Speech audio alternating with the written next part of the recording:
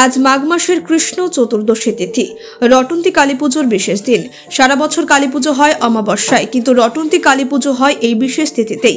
শিলিগুড়ির মা ভবানী কালী মন্দিরে আজ ভক্তদের ভিড়ে মুখরিত। দূর দূরান্ত থেকে ভক্তরা এসেছেন মায়ের চরণে মাথা নত করতে। মন্দির চত্বর সেজে উঠেছে আলো আর ফুলের সাজে। ভক্তরা মোমবাতি ধূপকাঠি জ্বালিয়ে মায়ের কাছে মঙ্গল কামনা করছেন। কেউ কেউ প্রার্থনা করছেন পরিবারের সুস্থতা আর শান্তির জন্য।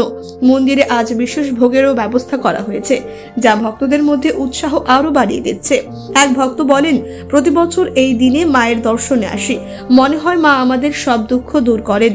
রটন্তী কালী পুজোর এই শুভ দিনটি সত্যি ভক্তদের মনে এনে দিয়েছে আশা আর শান্তির বার্তা। Bureau report, Bangla digital TV. আজকে কখন অমাবস্যা লাগছে? রাত্রি 7:15। আর কতক্ষণ থাকবে অমাবস্যা? কালকে সন্ধ্যা 6:50 ছাড়বে। আচ্ছা আচ্ছা।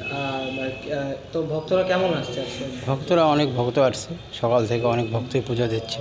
দুপুরে এখন আবার ভিড় হবে, সন্ধ্যাবেলা ভিড় হবে। পুজো উপলক্ষে কিছু প্রসাদের ব্যবস্থা হয়েছে। দেখেন, খিচুড়ি হয়েছে 1 কড়াই, আর এই যে পায়েস আছে, ভাজা আছে। আপনার নাম? আমার নাম বিনয় গোস্বামী।